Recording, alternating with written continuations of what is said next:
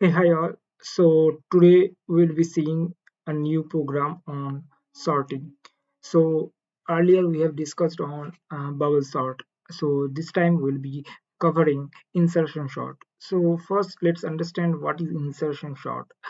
Okay, so first let me tell you, like, this is the skeleton I have created. So we'll be writing the logic here of insertion sort. So before coming to this program, I will explain how insertion sort is working. So for example, our array is something like this: 6, 8, 10, 2, 6, no 6, 5, and then there is another number 1. So now let's say we have to sort it in ascending order. Okay, so first it will come 1. So after our final after sorting, it will be like this: 1, 2, 5, 6, 8, and 10, right? So how we will get this thing using insertion sort? So for insertion sort, what we are actually doing, we actually taking this element first. Okay, so we'll be iterating over this particular array, and we'll be starting from this element 8, or that means if I equals to 0, then we'll be taking I equals to 1. Okay, so because array starts from index 0, so from 8 index we'll be starting. Now what we'll be doing, we first take this 8 in a another third variable, or kind of temporary variable. Okay, we will store that value first, and then what we are going to do, we are going to check whether the previous element, that means 6, whether the 6 is less than 8 or not. So if it is less than 6, then we'll not do anything, right? uh, I mean, what is our target? Our target is, let's say, now here. I mean, we are going to achieve this part, right? So if 6 and 8, because this is already sorted, right? 6 is less than 8, so that is sorted. So no swapping will be happening. Not swapping. Here will not do anything. Okay, so that's fine. Now, as 6 is the first element, I mean, before 6 there is no other element, right? So our iteration will stop here, and it will go to the next element, that is 10. Now 10 will be again stored to another variable, I mean, in a temporary variable, and now 10 will be checked with 8. So it will check whether 10 is less than 8 or not. If 10 is not less than 8, it will not do anything. It will check again with 6. It will traverse in this direction.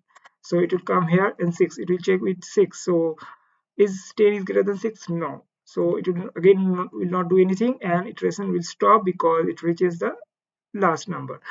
Now it will come here. Now 2. So now 2 will check first with the 10, and as we see, like, 2 is less than 10, then 2 will be actually no 2 will be first, it will be seeing whether 2 is less than 6. So it will, what will do, it will just shift one place further. So 10 will be coming here. Now there is a blank space will be there, right? Because now we want to put this 2 before 10, but again it will check whether 2 is less than 8 or not. So as 2 is less than 8, so again 8 will be shifted one step further. That means now 10 is in this 2's position and 8 is in the 10th position, right? So this place is blank now. Now 2 wants to fill this position, but again it will check 2, it will compare with 6. So whether 2 is less than 6 or not. So 2 is less than 6, right? So now 6 will be moving forward to this position because 6 is greater than 2. Now this place is now empty, so this is the last element, right, from this left side. So 2 will go here. So 2, 6, 8, 10. Now this part is sorted, right? Like this, the same way this will be happening as well, means 5 and 1. Okay, so finally we'll get this array sorted. So this is the logic we'll be going to implement.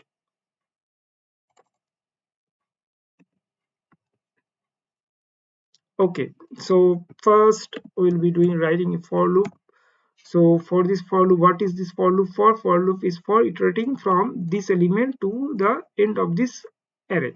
So integer I equals to 1 semicolon I less than nums dot length semicolon I plus plus. Okay, now we'll be storing this in a current variable or current value equals to nums of I. So we are storing this value in a temporary variable. Now, as per our logic, we will be now we have to now check for the condition whether this is true or not. So for checking, let's say this was here, right? True. So it has to traverse till the till a in the left side, right? For that we again have to do a loop. So for that, which loop we'll be using? We'll be using while loop, because here it will be easier for us to do it this with while loop. So we'll use while. So now there is another index we have to introduce, right, for this iteration. So that index we'll call it as j. Now we'll declare it here, integer j equals to, now what is the value would be, what would be the value of j? J would be always if this is the value, if 2 is, this is the 2 is the index of I, then j would be always the previous index, right? So j would be I minus 1. Now we got the j. Now we'll check whether j greater than equals to 0. So that is our first condition. If j equals to less than 0, then we'll not do anything. But if j greater than equals to 0, then that is first condition. This is one condition. If j greater than equals to 0 and j, no, not j, nums of j. So now we'll be checking whether this current value is less than this one, right? So whether nums of j is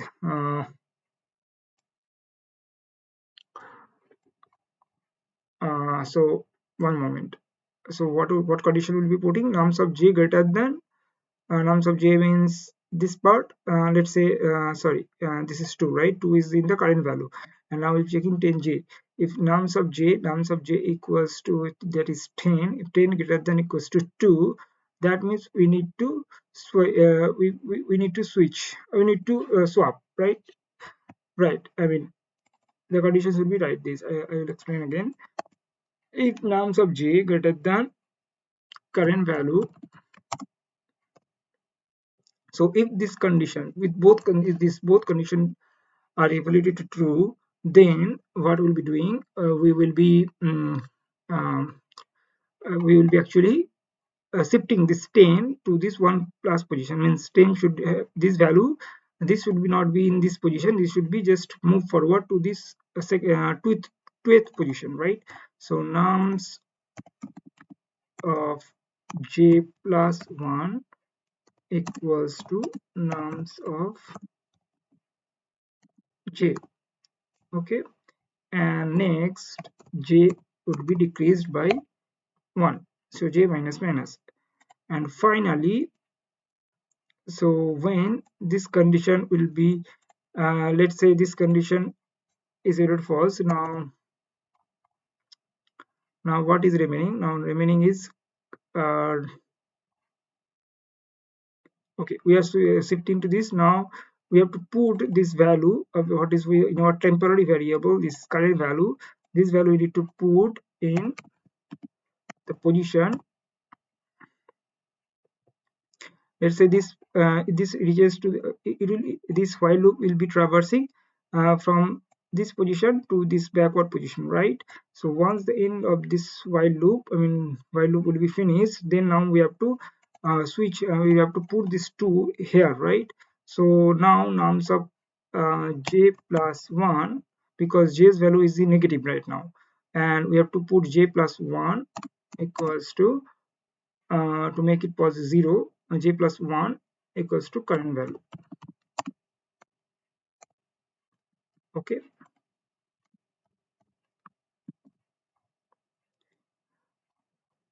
so this way this will be I mean while again it comes to here. Now next it will go for this fifth. Now 5, 5 is now, it will check for 5 with 10 because 2 is now here, right? So now 5 will be checking now in after this session. Let's say this is like this, 2, 6, 8, 10 and 5, 1. So again 5 will be compared with 10. It will check whether, yeah, if this is 5 is less than 10 or 10 is greater than 5, so 10 will be shifted to this one position. Again it will check with 8, 8 is greater than 5, so 8 will be again shifted to this 10th position. So like this shifting will be over covering. And then 6, it will check with 5 whether 6 is greater than 5. Yes, 6 is greater than 5, since 6 will be again moving to this 8th position, right? So just it will traverse one word in the right side. And finally here it will fail. The condition will be fail because 2 is not greater than 5, so it will not do anything. And it will just now come here and I mean now it will come here, and now of j plus 1 means j's value, whatever the j's value, j plus 1 would be this position actually.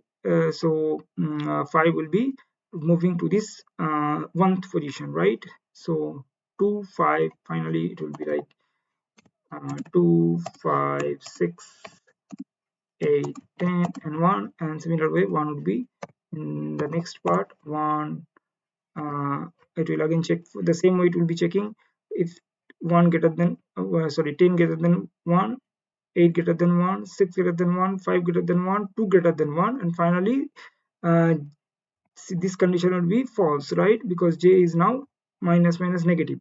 So it will stop, and it will now this in this part it will just put this current value to this num of 0.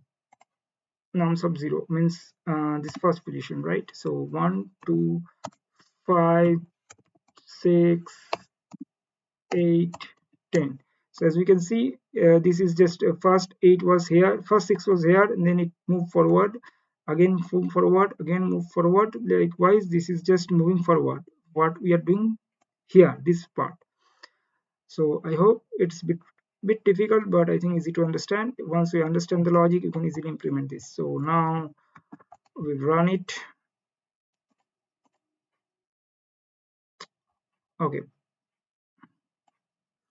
So this is the unsorted array, and after sorting we are getting 11, 61, 61, 132, 222, 436, 507, 566, 603, 686. So let's run one more time. This time also we are getting sorted, right? Yeah. So our logic is working. I hope you have understood. And what we are doing in the remaining part, we are just using a random class, and after that we have taken the values in the for loop form in this array. So random dot next integer, and 1000 is the maximum limit. So whatever numbers you are seeing here is in between range between 1 to 1000, so not more than 1000. Okay, so this is the this part we are just taking the values, and here I'm just printing the array before sorting and after sorting. So I have created a method, and in this method I have just used the for loop to print the array. And that's it. Thank you for watching.